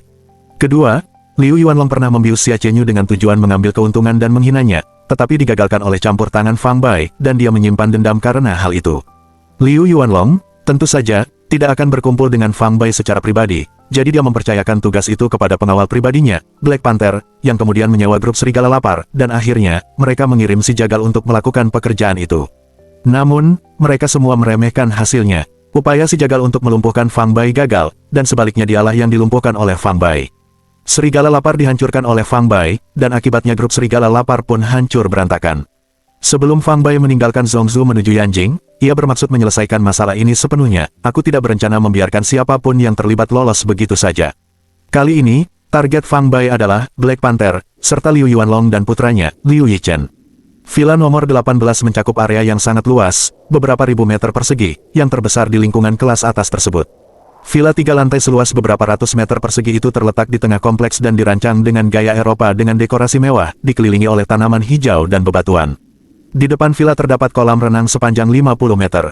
Airnya sangat jernih sehingga memantulkan langit yang dipenuhi bintang. Di sebelah timur kolam renang, di bawah beberapa payung besar, ditempatkan meja-meja bundar berwarna putih. Saat itu juga, seorang pria parubaya yang mengenakan celana pendek dan perut buncit sedang duduk di salah satu meja bundar putih sambil tersenyum, memperhatikan beberapa wanita berbikini bermain-main di kolam renang. Di sebelah kiri dan kanan pria parubaya itu duduk seorang wanita di setiap sisinya. Salah satu wanita dengan mengupas anggur, sambil terus menyuapkannya ke mulut pria parubaya itu. Wanita cantik lainnya memegang segelas anggur merah, dan setiap kali pria parubaya itu memakan anggur, dia akan mendekati gelas anggur ke kompresi agar pria itu dapat menyesap sedikit. Sambil menikmati anggur dan menyesap anggur merah, tangan besar pria parubaya itu sesekali mencubit dan membekukan kedua wanita cantik di sisinya, yang memicu protes main-main dari keduanya. Tidak jauh di belakang pria parubaya itu berdiri seorang pria berusia 30-an, mengenakan setelan jas hitam. Pria itu berpakaian hitam, tinggi dan tegap, dengan ekspresi garang. Dia berdiri di sana tegak lurus seperti lembing. Tatapannya terus menyapu sekeliling, mempertahankan sikap waspada, dan sesekali, dia akan melirik ke arah pria parubaya itu, dengan sedikit rasa iri di matanya. Black Panther, tak perlu berdiri, ayo duduk, bergabunglah denganku untuk minum-minum. Pria parubaya itu tiba-tiba memberi isyarat kepada pria yang mengenakan setelan hitam. Pria parubaya itu tak lain adalah pemilik Villa No. 18, Liu Yuanlong. Dan pria berjas hitam itu adalah pengawal kepercayaannya, Black Panther. Setelah mendengar panggilan bosnya, Black Panther segera menghampiri Liu Yuanlong dengan ekspresi hormat di wajahnya. Bos, Tu Fu lumpuh, Hungry Wolf sudah mati, dan grup Hungry Wolf sudah bangkrut. Saya menduga bahwa semua kejadian ini berkaitan dengan anak bernama Fang Bai. Selain itu, kelopak mata saya berkedut hebat beberapa hari terakhir ini, dan saya merasa tidak nyaman, seolah-olah sesuatu akan terjadi. Black Panther berkata dengan sungguh-sungguh. Liu Yuanlong terkekeh, hehe, jangan khawatir. Sekalipun anak itu tidak tahu bahwa kitalah yang menjadi lawannya, bagaimana jika dia mengetahuinya? Jika dia berani datang untuk membalas dendam, aku akan memastikan dia tidak akan pernah kembali. Jika dia membuatku marah, aku akan mengulangi seluruh keluarganya. Tapi Pak, anak itu bisa menjadi seorang ahli bela diri. Apa yang perlu ditakutkan dari seorang ahli bela diri? Aku tidak percaya bahwa dia, seorang ahli bela diri, mampu menghadapi 8 penembak yang telah kusiapkan untuk menyergap di sekitar villa ini. Black Panther hendak berbicara ketika tiba-tiba peringatan muncul dalam dirinya, dia dengan cepat menoleh, melihat ke arah sudut gelap di bagian barat daya halaman villa. Siapa di sana? Black Panther dengan cepat mengeluarkan pistolnya dan mengarahkannya ke sudut gelap di tempat terdekat, siap menembak. Meskipun kekuatan Black Panther belum memungkinkannya untuk menjadi seorang ahli bela diri, dia tidak jauh dari itu. Kewaspadaan alaminya memperingatkannya akan kehadiran yang sangat berbahaya yang berasal dari sudut gelap itu. Dialah yang akan membunuhmu. Bersamaan dengan kata-kata itu, seorang pria yang mengenakan topeng setan dan kemeja kasual hitam melangkah keluar dari sudut gelap, memandang demi pandangan, menuju cahaya yang bersinar dari villa tersebut. Suaranya dingin dan suram, tanpa emosi, membuat bulu kuduk merinding. Pria bertopeng itu berjalan dengan irama yang teratur, setiap langkahnya diukur dengan tepat, kakinya menyentuh tanah tanpa suara, seringan kucing. Jika seseorang mengamati dengan saksama pada saat itu, mereka akan menyadari bahwa ketika pria bertopeng itu lewat, bunga dan tanaman di sisinya akan rata dengan tanah seolah-olah diterpa angin kencang. Di balik topeng itu, muncul mata yang bersinar jernih dan tajam, memaksa orang lain untuk menghindarinya secara langsung. Meskipun masih ada jarak di antara mereka, sebuah kekuatan yang mendekat, membuat Liu Yuanlong, Black Panther, dan yang lainnya kesulitan bernapas. Dua wanita cantik berbikini yang sedang bermain di kolam renang itu merasakan ada sesuatu yang tidak beres dan buru-buru meninggalkan udara, lalu berdiri di samping Liu Yuanlong. Bab 97, Pembalasan. Jika kau tidak berhenti bergerak, aku akan menembak. Black Panther diperingatkan dengan garang, menggenggam pistol lebih erat, telapak tangan tanpa sadar basah oleh keringat. Liu Yuanlong telah melewati banyak badai sebelumnya. Meskipun mengejutkan, dia tetap tenang, menyingkirkan kedua wanita cantik di sekitarnya sebelum perlahan berdiri, sedikitnya pada pria bertopeng itu, mencoba menebak identitas pria tersebut. Di masa lalu, Liu Yuanlong juga terlibat dalam dunia kriminal, melakukan banyak bisnis ilegal. Kemudian, setelah membersihkan reputasinya, ia berubah menjadi seorang taipan properti terkenal di kota Zhongzhou, bergabung dengan kalangan masyarakat kelas atas. Liu Yuanlong dikenal karena kekejamannya. Meskipun bisnisnya telah berkembang selama bertahun-tahun, jumlah musuh yang ia miliki di dunia hukum maupun kriminal juga meningkat. Jelas ada lebih dari satu atau dua orang yang menginginkan kematian. Dia berpikir bahwa pria bertopeng itu mungkin salah satu musuh bebuyutannya atau mungkin seorang pembunuh bayaran yang disewakan oleh salah satu dari mereka. Orang ini berhasil meyakinkan melewati pengawal di luar villa, menyusup ke halaman, yang membuktikan bahwa dia sangat terampil. Mungkin, seperti yang dikatakan Black Panther, dia bisa menjadi seorang ahli bela diri yang telah menguasai seni bela diri kuno. Jika para pengawal yang ditempatkan di sekitar villa dianggap elit, maka 8 pengawal di dalam villa adalah yang terbaik dari yang terbaik, dan masing-masing dipersenjatai dengan senjata api. Liu Yuanlong yakin bahwa saat ini, moncong 8 senjata sudah diarahkan ke pria bertopeng itu, dan atas perintahnya, pria bertopeng itu akan dihujani peluru. Dalam pandangan Liu Yuanlong, bahkan seniman bela diri terkuat sekalipun tetaplah manusia biasa dan tidak mungkin mampu menahan kekuatan peluru. Perintah tegas Black Panther tampaknya membuahkan hasil, menyebabkan pria bertopeng itu berhenti, menyebabkannya bola-balik antara Liu Yuanlong dan Black Panther. Liu Yuanlong mengambil sebatang rokok dari meja, menyalakannya sendiri, dan menghisapnya dalam-dalam 2 kali, lalu perlahan-lahan melemparkan kepulan asap. Siapa yang menyuruhmu membunuhku? Di tengah kepulan asap, mata Liu Yuanlong sedikit melebar, melewatinya menembus asap dan memulai pada pria bertopeng itu. Pria bertopeng itu berkata, tidak ada yang menyewaku, akulah yang ingin membunuhmu. Apakah kita menyimpan dendam? Kau berusaha memberdayakan tangan dan kakiku. Awalnya, saya berencana membalas budi dengan cara yang sama. Tapi kau baru saja mengancam akan memperpanjang seluruh keluargaku. Demi keselamatan keluargaku, aku harus membasmi kau dan putramu terlebih dahulu. Istri Liu Yuanlong meninggal karena sakit beberapa tahun yang lalu, dan sejak itu, ia menjalani kehidupan tanpa beban sebagai bujangan abadi tanpa menikah lagi. Kini keluarga Liu hanya terdiri dari Liu Yuanlong dan anak laki-laki, Liu Yichen. Menghancurkan mereka berdua akan berarti akhir dari keluarga Liu. Anda, sekarang aku tahu siapa kamu. Begitu pria bertopeng itu selesai berbicara, Black Panther langsung mulai berteriak, kau adalah. Suara mendesing, di tengah suara samar udara yang terkoyak, beberapa jarum sulaman berubah menjadi garis-garis cahaya putih, melesat keluar dari tangan pria bertopeng itu. Dalam waktu yang dibutuhkan hingga teriakan Black Panther dimulai, jarum-jarum itu telah menembus tubuh keempat wanita cantik berbikini tersebut. Keempat wanita cantik berbikini itu mengeluarkan erangan tertahan, tubuh mereka perlahan ambruk ke tanah, dan langsung pingsan. Kini, hanya Liu Yuanlong, Black Panther, dan pria bertopeng yang tersisa di tempat kejadian. Fang Bai, kamu adalah Fang Bai. Melihat pria bertopeng itu melumpuhkan keempat wanita cantik berbikini dalam sekejap, dari jarak yang begitu jauh, Black Panther menyadari bahwa dia dan Liu Yuanlong tidak aman, keringat dingin mengucur sambil berteriak, menembakkan tembakan ke arah pria bertopeng itu. Beberapa suara tembakan memecah keheningan malam, terdengar hingga jauh di kejauhan. Black Panther berasumsi bahwa begitu mereka mulai menembak, 8 penembak tersembunyi di sekitar mereka akan menembak pria bertopeng secara bersamaan. Black Panther berpikir dengan 9 senjata yang diarahkan ke pria bertopeng itu, dan tanpa perlindungan dalam radius 100 meter, peluang pria bertopeng itu untuk menghindari tembakan sangat kecil, bahkan jika tidak hilang di suatu tempat, dia hampir tidak akan terhindar dari cedera. Namun, yang mengejutkan Black Panther, bukan hanya pria bertopeng yang berdiri 30 meter jauhnya itu berhasil menghindari tembakannya dengan kecepatan luar biasa, tetapi 8 tembakan yang bersembunyi di kegelapan juga tetap diam. Black Panther menarik napas dalam-dalam menghirup udara dingin, seketika menyadari bahwa ada sesuatu yang sangat salah. Bos, cepat turun. Sambil terus menembak, Black Panther mundur menyamping, menarik Liu Yuanlong yang terkejut ke belakang meja bundar yang terbalik, tempat mereka bersembunyi. Apa yang sedang terjadi? Di mana para penembak yang melakukan penyergapan? Liu Yuanlong tadinya tenang dan terkendali, tetapi sekarang dia mulai panik, matanya melirik ke sana kemari, seolah mencari 8 orang bersenjata yang ditugaskan untuk melindunginya secara diam-diam. Bos, kalau aku tidak salah, ke-8 orang itu sudah dilumpuhkan. Black Panther berkata dengan nada gelap, wajahnya muram. Apa, keahlian dan menembak dengan pria bersenjata itu setara dengan pasukan khusus paling elit Huaxia, bagaimana mungkin mereka bisa dibunuh secara diam-diam? Sudah kubilang, anak itu jago bela diri. Dan sekarang sepertinya dia bukan seniman bela diri biasa. Sehebat apapun pasukan khusus itu, mereka tidak ada apa-apanya melawan seorang ahli bela diri yang hebat. Apakah dia benar-benar Fang Bai? Dia tidak membantahnya, jadi sepertinya memang begitu. Lalu apa yang harus kita lakukan sekarang? Aku tidak tahu, kita tidak bisa hanya duduk di sini menunggu kematian, kan? Cepat hubungi bantuan, kirim orang-orang kita ke sini. Di masa mudanya, Liu Yuanlong mendominasi dan garang, tidak pernah ragu sedikit pun saat membunuh, tetapi seiring bertambahnya usia, keberaniannya berkurang. Pikiran tentang kemungkinan kepergiannya membuatnya dipenuhi rasa takut. Black Panther memegang pistol di satu tangan dan meraba-raba telepon selulernya dengan tangan lainnya untuk menghubungi bantuan. Sudah terlambat. Tiba-tiba, sebuah suara dingin terdengar di samping kedua pria itu, dan wajah seorang pria tampan muncul di hadapan mereka, menyamar dengan menyamar. Pria tampan itu memang Fang Bai. Topeng iblis menakutkan yang menanamkan rasa takut telah dilepas dan sekarang berada di tangan. Liu Yuanlong dan Black Panther sama-sama terkejut. Mereka tidak mengerti bagaimana Fang Bai bisa muncul tepat di depan mereka dalam sekejap, padahal sebelumnya ada puluhan meter yang memisahkan mereka. Black Panther menduga Fang Bai telah menggunakan beberapa teknik gerakan bela diri kuno, tetapi kecepatannya sangat mengerikan. Ah! Black Panther berteriak dan mendekatkan pistol ke arah Fang Bai. Sebelum sempat menembak, Fang Bai melayangkan tendangan yang membuat pistol itu terlepas dari tangannya. Dengan bunyi, plop, pistol itu jatuh ke kolam renang di belakang mereka. Tebakanmu benar, aku Fang Bai.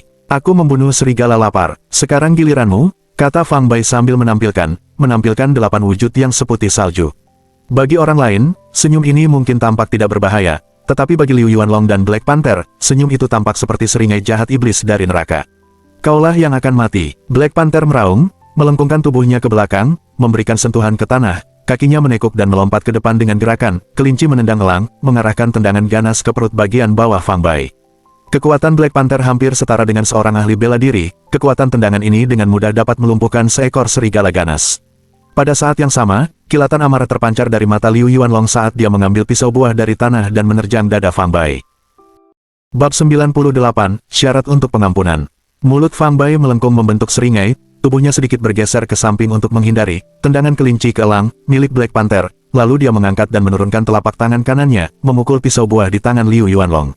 Suara mendesing, pisau buah itu dengan cepat jatuh dengan ujung menghadap ke bawah, tanpa sedikit pun berbelok, dan menusuk tepat ke tenggorokan Black Panther. Mata Liu Yuanlong terbelalak, terdiam tanpa kata saat dia berdiri di sana. Wajah Black Panther meringis kesakitan dan enggan, tubuhnya menggeliat dan meronta-ronta sejenak sebelum akhirnya terdiam. Kumohon, ampuni aku. Tiba-tiba, Liu Yuanlong berlutut di hadapan Fang Bai, membenturkan dahinya ke tanah, memohon dengan putus asa, jika kau mengampuniku, aku bisa memberimu banyak uang, sebanyak yang kau mau. Jika Anda menginginkan wanita, saya juga dapat menyediakan banyak wanita cantik untuk Anda. Ampuni aku, dan aku akan menjadi pesuruhmu. Tidak, tidak, aku bersedia menjadi lembu atau kudamu. Liu Yuanlong terus memukul kepalanya sendiri, meraung keras, darah sudah merembes dari dahinya, wajahnya belepotan ingus dan air mata, benar-benar kehilangan semua kesan keagungan dan citra seorang taipan properti.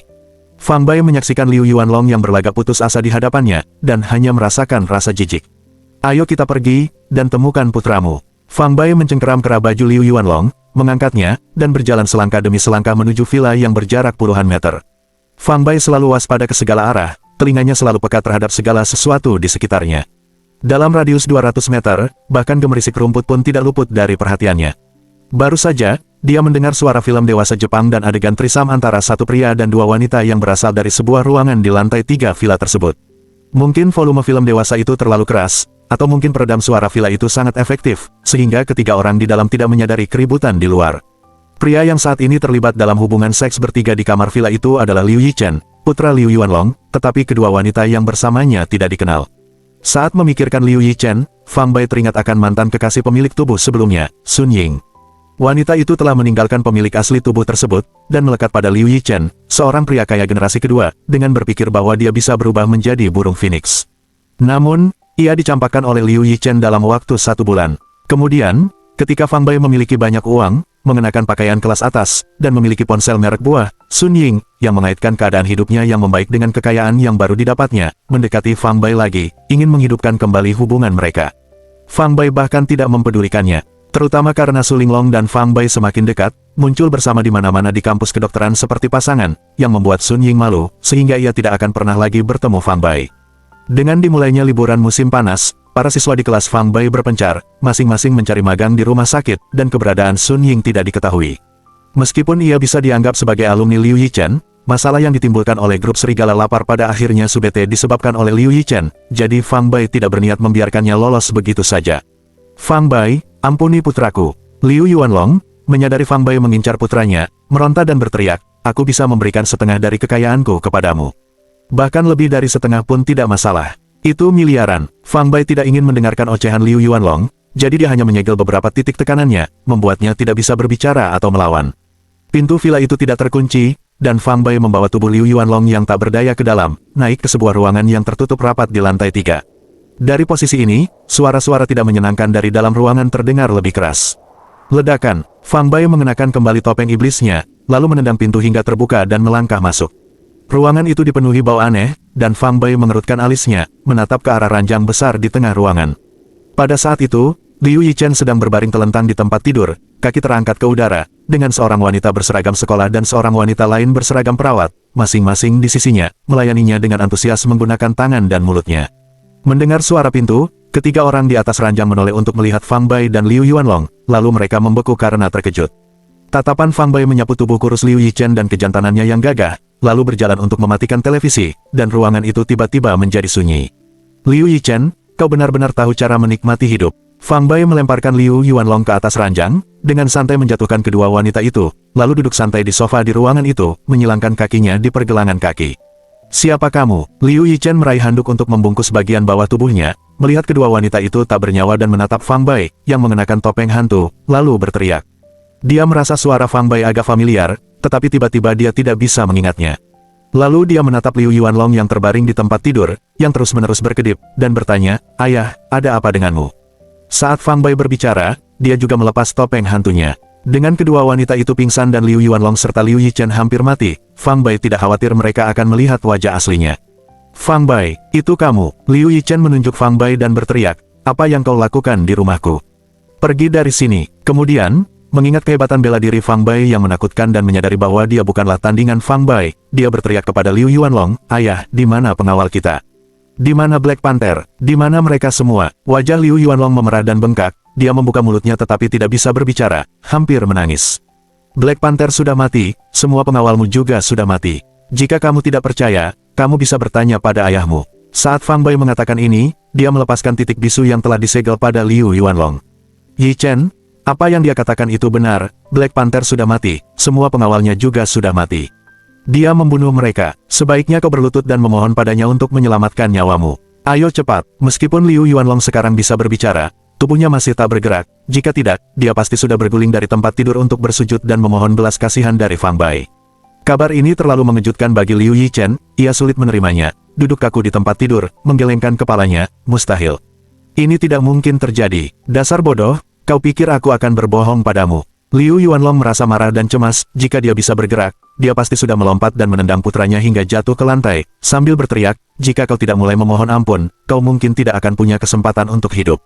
Jika dia setuju untuk melakukan satu hal, mungkin aku akan mengampuni nyawanya. Dan kau, jika kau berjanji melakukan satu hal untukku, aku juga akan menyelamatkan nyawamu. Fang Bai berkata dengan nada tersenyum. Apa itu? Jangan hanya mengatakan satu hal, kita akan menyetujui 100, 1000. Liu Yuanlong berkata dengan tergesa-gesa, putus asa untuk bertahan hidup, rela menyerahkan seluruh kekayaannya jika itu berarti kesempatan untuk hidup. Fang Bai berdiri, melangkah maju, dan melepaskan semua titik penyegelan di tubuh Liu Yuanlong, sambil menunjuk ke arah Liu Yichen, dia berkata, bunuh dia, dan aku akan mengampuni nyawamu. Mustahil. Liu Yuanlong hampir melompat kegirangan sambil meraung, betapapun kejamnya dia tidak akan pernah tega membunuh putra satu-satunya. Fang Bai terkekeh, menoleh ke arah Liu Yichen yang tercengang, dan sambil menunjuk Liu Yuanlong berkata, jika kau tidak ingin mati, bunuh dia. Tidak, aku tidak bisa. Liu Yichen sudah membeku karena ketakutan, menggelengkan kepalanya dengan kuat. Aku akan melawanmu. Dengan amarah yang meluap di matanya, Liu Yuanlong meraung, meraih lampu meja dari samping tempat tidur, dan melemparkannya ke arah Fang Bai. Tubuhnya yang hampir seberat 200 pon menerjang ke arah Fang Bai. Bab 99, si idiot. Fang Bai menangkap lampu meja dan meletakkannya di atas meja di belakangnya, lalu menendang Liu Yuanlong kembali ke tempat tidur dan mendesah, bahkan harimau pun tidak memakan membawanya, sepertinya kau masih memiliki sedikit rasa kemanusiaan. Tidak akan mudah bagimu untuk membunuh putramu sendiri, jadi kurasa aku harus membujuk putramu saja. Dia mengambil pisau buah dari mangkuk buah dan berjalan mendekati Liu Yichen. Bagaimana dengan itu, apakah kamu sudah matang-matang? Bunuh Liu Yuanlong, dan aku akan mengampuni nyawamu. Liu Yichen masih tenang. Fang Bai meraih tangan Liu Yichen, dengan pisau buah di genggamannya. Dengan gerakan cepat, sebagian jari kelingking kiri Liu Yichen jatuh ke tempat tidur, dan darah menyembur dari luka amputasi tersebut. Ah! Liu Yichen menjerit seperti bayi yang disembelih, keringat mengucur deras karena kesakitan. Apakah kamu akan membunuh atau tidak? Tidak. Petik 2. Suara mendesing. Pisau buah di tangan Fang Bai kembali terayun, dan jari manis kiri Liu Yichen jatuh ke tempat tidur. Teriakan Liu Yichen semakin melengking, keringat mengalir deras saat wajahnya pucat pasi, hampir pingsan karena kesakitan. Apakah kamu akan membunuh atau tidak? Fang Bai mengacungkan pisau buah, sambil menunjuk ke arah jari tengah kiri Liu Yichen. Jika Liu Yichen menenangkannya, dia akan kehilangan jari ketiganya. Jangan, membunuh. Aku akan membunuh. Liu Yichen berteriak ketakutan, mengambil pisau buah dari tangan Fang Bai, menggertakkan giginya, menutup matanya, dan menusuk perut Liu Yuanlong dengan ganas. Ayah, jangan salahkan aku benar-benar tidak tahan dengan rasa sakit ini. Liu Yichen, sambil menangis, menatap mata ayahnya, Liu Yuanlong, yang dipenuhi kesedihan.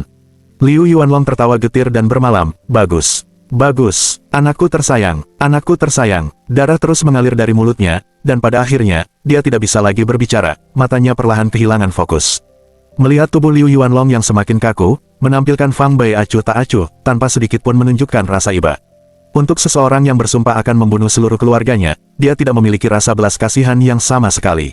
Dia melirik Liu Yichen, ekspresinya berubah dingin. Ayahmu tidak ingin membunuhmu, menunjukkan bahwa dia masih memiliki sedikit rasa kemanusiaan. Tapi kau membunuh ayahmu sendiri, kau lebih buruk dari binatang buas. Kau memaksaku melakukan ini, Liu Yichen menjerit, khawatir membuat Fang Bai marah, dan tidak berani menatap matanya. Fang Bai terkekeh, berdiri, dan berjalan ke samping tempat tidur. Apa yang sedang kamu lakukan? Aku sudah membunuh ayahku, kau berjanji akan mengampuni nyawaku. Liu Yichen mundur ke sudut tempat tidur sambil berteriak ketakutan. Aku memang sudah bilang akan mengampuni nyawamu. Namun, hanya karena aku tidak akan membunuhmu, bukan berarti aku tidak akan menghukummu. Saat Fang Bai berbicara, dia meraih Liu Yichen, meletakkan telapak tangannya di atas kepalanya, dan gelombang truyuan meledak, mengalir dari telapak tangannya ke otak Liu Yichen. Tubuh Liu Yichen bergetar, matanya meredup, ekspresi menjadi kusam dan kaku, seolah-olah dia telah berubah menjadi orang idiot. Orang sepertimu lebih baik tetap menjadi idiot, dengan begitu kamu tidak akan bisa menyakiti orang lain lagi. Setelah itu, Fang Bai tak lagi melirik Liu Yichen, sosoknya melesat, dan dia sudah keluar dari villa. Beberapa saat kemudian, dia menghilang ke dalam malam yang luas. Liu Yuanlong ditembakkan, dan Liu Yichen berubah menjadi idiot. Fang Bai tidak punya waktu untuk berpikir, dan dia juga tidak peduli untuk mempertimbangkan, seberapa besar kehebohan yang akan ditimbulkan hal ini di Zhongzhou. Setelah meninggalkan kota Zhongzhou, dia seperti dewa yang terbebas dari sangkarnya, menampilkan teknik gerakannya sesuka hati di ladang-ladang di luar kota di malam yang gelap, melesat menuju utara. Dia segera angin, dan yang terlihat hanyalah bayangan samar yang tertinggal setelah dia berlari, seperti hantu dan sulit ditangkap. Fang Bai berencana menuju Yanjing hanya dengan berlari menggunakan kedua kakinya sendiri. Fang Bai tidak naik pesawat atau mobil, melainkan memilih berjalan kaki, terutama karena dua alasan. Pertama, ia berharap menemukan peluang untuk cocok menanam di sepanjang perjalanan. Yang disebut peluang menunjuk sebenarnya merujuk pada sumber daya berpikir, yang mencakup berbagai jenis obat spiritual yang mengandung energi esensi, dan hal-hal seperti itu ditemukan jauh di pegunungan dan sungai-sungai besar di mana Anda tidak akan pernah mengukur jika Anda bepergian dengan pesawat atau mobil. Alasan kedua adalah untuk latihan fisik. Yanjing berjarak lebih dari 1000 li dari Zhongzhou, dan Fang Bai berencana menempuh jarak ini dalam 3 hari. Artinya, Fang Bai perlu berlari lebih dari 400 li per hari rata-rata. Jika ia mengikuti jalan raya dan jalur kereta api, 3 hari untuk mendaki lebih dari 1000 li bukanlah masalah bagi Fang Bai, tetapi rute yang dipilihnya sebagian besar melalui daerah pegunungan dan hutan lebat, yang membuat mencapai Yanjing dalam 3 hari menjadi tantangan besar. Namun, bagi Fang Bai, latihan fisiknya terdiri dari menantang berbagai batasan yang tampaknya mustahil. Perjalanan lebih dari 1000 li ini sebagian besar melintasi daratan, dengan sedikit daerah pegunungan dan hutan lebat, sehingga Fang Bai terbang melintasi daratan yang luas dan sepi. Pada malam hari kedua, ia telah menempuh hampir 600 li asteris, hampir setengah dari total jarak yang ditempuh. Selama waktu itu, Yuan sejati Fang Bai terkuras, dan dia merasa sangat lelah hingga hampir pingsan, barulah kemudian duduk bersila di antara rerumputan untuk melatih teknik ultrasonikasinya dan fokus pada pernapasannya. Setelah Tru Yuannya pulih, Fang Bai mengeluarkan makanan dan minuman dari ranselnya untuk mengisi isinya. Bentuk latihan fisik ini mungkin tampak tidak berpengaruh saat ini, tetapi Fang Bai memahami prinsip bahwa aliran kecil membentuk sungai besar, dan kekuatan dahsyat terakumulasi sedikit demi sedikit dengan cara ini. Malam itu, ketika ia sampai di tepi daerah pegunungan, ia duduk bersila di atas rumput hijau subur di sebuah bukit kecil dan cocok ditanam sepanjang malam. Ketika ia bangun keesokan paginya, tepat saat sinar matahari terbit pertama kali muncul, Fang Bai merasa segar, dengan Yuan sejati yang telah ia alirkan sepanjang malam berubah menjadi aliran kekuatan yang mendidih dan terus-menerus mengalir di dalam dirinya. Menghadapi matahari terbit, Fang Bai meraung ke langit, betapa mengejutkannya burung-burung di hutan di jarak jauh hingga terbang dan hewan-hewan pembohong berlari kencang. Ini adalah daerah tak berpenghuni yang jauh dari kota, jadi Fang Bai tidak perlu khawatir suaranya terdengar, sekeras apapun dia berteriak. Terhanyut dalam antusiasmenya, Fang Bai menampilkan setiap teknik dari teknik naga harimau singa gajah, satu demi satu. Setelah ia melepaskan sebagian besar Yuan sejati yang bergejolak di dalam dirinya, bunga-bunga dan rerumputan di sekitarnya, serta beberapa bebatuan, menjadi rata, dan barulah ia berhenti meninju dan menendang. Setelah makan sesuatu dengan santai dan merapikan ranselnya, Fang Bai melanjutkan perjalanan menuju daerah pegunungan. Pegunungan di hadapannya disebut Gunung Fuhu, terletak di antara Zhongzhou dan Yanjing, membentang lebih dari 1000 li dari timur ke barat dan 3 hingga 400 li dari utara ke selatan. Medannya curam dan terjal, dengan puncak-puncak yang aneh dan tak terhitung jumlahnya. Bagian timur Gunung Fuhu relatif landai dan baru-baru ini dibuka untuk kendaraan, sedangkan bagian baratnya dipenuhi jurang dan medan yang sulit, pada dasarnya merupakan daerah tak berpenghuni yang tidak dapat dimasuki oleh orang biasa. Melintasi wilayah pegunungan ini akan penuh dengan kesulitan bagi orang biasa, hampir merupakan tugas yang mustahil, tetapi bagi Fang Bai, tidak ada halangan. Saat menghadapi pegunungan tinggi dan puncak curam, ia lincah seperti monyet, dengan mudah melompati rintangan tersebut. Ketika menjumpai aliran sungai dan jurang di pegunungan, ia akan memutar untuk menghindari yang lebar, dan untuk yang lebih sempit, ia akan menggunakan teknik gerakannya, melompatinya seperti burung dapeng yang membentangkan sayapnya. Sekitar tengah hari, Fang Bai menampilkan puncak gunung yang tingginya hampir 1 km dan melihat ke depan, lalu mendapati sekelompok orang yang berjumlah lebih dari 100 orang bergerak cepat di sepanjang aliran sungai kecil di kaki gunung. Di antara sekitar 100 orang itu, ada biksu, penganut Taoisme, dan orang awam, dengan lebih dari setengahnya membawa senjata tajam. Meskipun medannya berbatu, mereka bergerak dengan cepat dan lancar, seolah-olah berjalan di tanah datar. Kelompok itu berjarak 3 hingga 400 meter dari Fang Bai, di luar jangkauan penglihatan dan pendengarannya, tetapi dari gerakan dan teknik mereka, Fang Bai dapat mengetahui bahwa mereka adalah seniman bela diri, dan masing-masing dari mereka memiliki kekuatan yang cukup besar. Bab 100, Warisan Seniman Bela Diri Tingkat Surga. Fang Bai melihat sekelompok orang yang tampak tergesa-gesa seolah-olah mereka sedang bergegas ke tempat tertentu, dan minatnya sangat terguncang. Setelah rombongan lewat, Fang Bai turun dari puncak gunung. Dengan memanfaatkan rimbunnya hutan berbatu, ia dengan hati-hati dan waspada mengikuti jarak mereka. Ketika ia berada dalam jarak 300 meter dari kelompok itu, Fang Bai menemukan di antara dua kenalan mereka, Biksu Shaolin Wuzhen dan Wuxing. Wuzhen dan Wuxing masih mengenakan jubah biksu bela diri berwarna kuning, berjalan ditemani 4 atau 5 biksu seusia mereka, mengikuti di belakang seorang biksu parubaya berusia 40-an. Biksu parubaya itu juga seorang biksu bela diri, dengan wajah bulat dan perawakan tegap, memegang tongkat zen. Saat berjalan, langkahnya bertarung langkah naga dan seganas langkah harimau, menimbulkan debu di bawah kakinya, tanda jelas bahwa dia berlatih kungfu dengan keras. Terakhir kali Fang Bai melukai Wuzhen dan Wuxing, dia mengira mereka membutuhkan waktu lebih dari 1 bulan untuk pulih, tanpa diduga, mereka sekarang tampak lincah dan bersinar di hadapannya, seolah-olah telah sembuh total. Jelaslah, pasti ada juga pengobatan yang luar biasa di Shaolin untuk mengobati cedera internal dan eksternal. Fang Bai tidak mempedulikan Wuzhen dan Wuxing, yang dia pedulikan adalah kelompok biksu, pendeta, dan praktisi bela diri awam yang berkumpul secara aneh ini menuju dan apa sebenarnya yang mereka rencanakan. Setelah memperpendek jarak antara mereka, Fang Bai dapat merasakan beberapa detail tentang kelompok di depannya, mengetahui bahwa tidak ada satu kata pun dari mereka yang sebanding dengannya, yang membuatnya agak tenang. Dia yakin bahwa dia bisa tetap bersembunyi dengan baik sampai mereka dipasang. Namun, Fang Bai tidak berani mengambil tindakan. Meskipun dia lebih kuat dari siapapun dalam kelompok itu, dia tetaplah hanya satu orang. Jika ratusan orang dari kelompok itu mengeroyoknya, menghadapi mereka dengan kekuatan saat ini tentu akan menjadi tantangan yang besar. Setelah memasuki hutan hijau yang rimbun, Fang Bai memanfaatkan perlindungan yang diberikan oleh pepohonan dan dedaunan untuk mendekat, dan dia samar-samar bisa mendengar percakapan pelan dari dua orang terakhir. Kakak senior, para Tao dari kuil Qingcheng mengatakan bahwa mereka menemukan warisan seorang seniman bela diri tingkat surga di wilayah ini. Mungkinkah ini sebuah penipuan? Terlepas benar atau salahnya, melihatnya tidak akan membebani kita dengan biaya apapun. Sekadar membayangkan warisan seorang seniman bela diri tingkat surga saja sudah sangat menggembirakan. Para penganut Tao itu juga aneh. Setelah menemukan sesuatu yang begitu berharga, mengapa mereka tidak menyimpannya untuk diri mereka sendiri? Saya mendengar dari seorang Tao dari kuil Qingcheng bahwa warisan seniman bela diri tingkat surga terletak di sebuah gua, dijaga oleh kera roh dengan kekuatan yang setara dengan seniman bela diri tingkat mendalam. Mereka tidak mampu mengatasinya, itulah sebabnya mereka tidak punya pilihan selain mengirimkan undangan bantuan, meminta bantuan. Jika kita berhasil mendapatkan warisan seniman bela diri tingkat surga, bagaimana keempat sekte utama akan mendistribusikannya?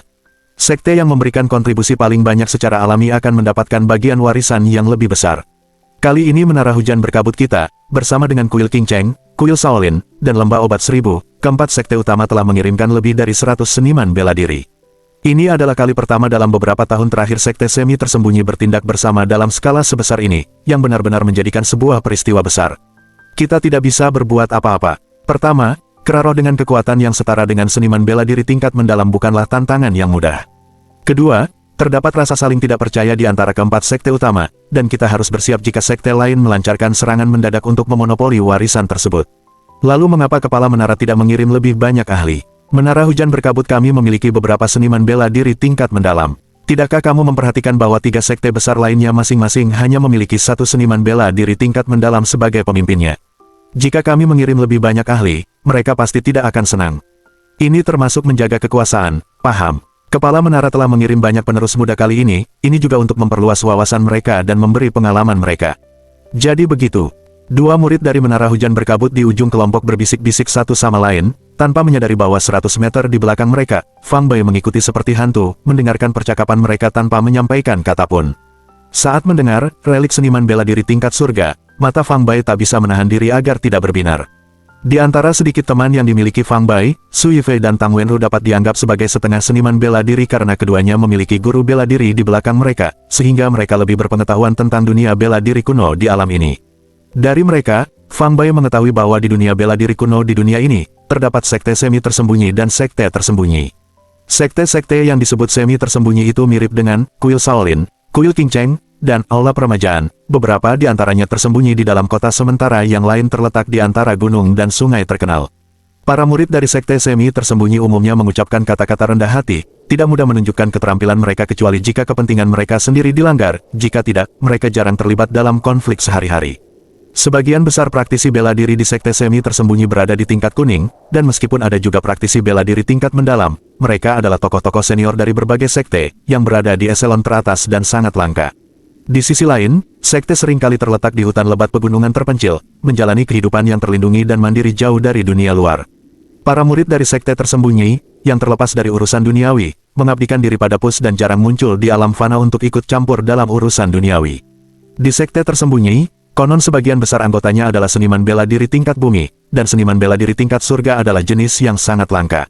Kini, dengan munculnya relik seniman bela diri tingkat surga di dunia biasa, berita ini tak dapat disangkal menjadi daya tarik mematikan bagi para murid sekolah semi tersembunyi, tempat sebagian besar seniman bela diri tingkat kuning berada.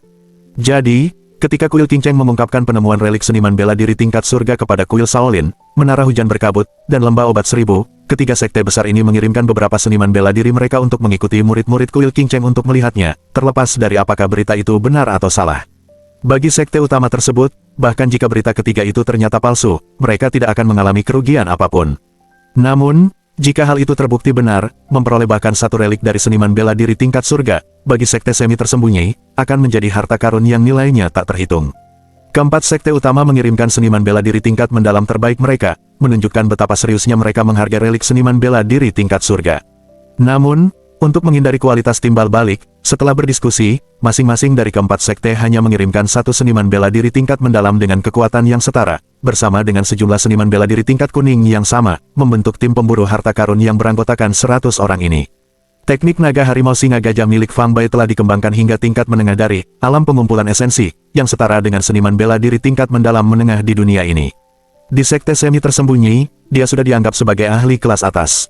4 orang terkuat dalam tim seniman bela diri yang berjumlah ratusan orang di depan hanyalah seniman bela diri tingkat awal tingkat mendalam, jadi Fang Bai berani mengikuti mereka dari dekat, yakin bahwa bahkan jika mereka berada, dia mungkin tidak akan mampu menahan serangan lebih dari 100 orang, tetapi dia yakin bahwa tidak ada yang bisa menghentikan jika dia memutuskan untuk melarikan diri. Selain itu, indera Fang Bai tajam, dan pengalamannya kaya. Di antara para ahli bela diri di tingkatan yang sama, kemampuan pelacakannya tak tertandingi. Selama dia berhati-hati dan waspada, orang-orang di depannya tidak akan pernah mendeteksi keberadaannya. Setelah melewati bentangan pegunungan dan hutan, melompati 2 jurang, dan mendaki 3 punggung bukit, yang terlihat adalah sebuah lembah dengan luas sekitar 2 lapangan sepak bola. Lembah itu dipenuhi tumbuh-tumbuhan yang rimbun dan bunga-bunga liar yang tersebar di mana-mana, dengan suara kicauan burung yang sering terdengar dari sisi barat sekelompok pohon kecil.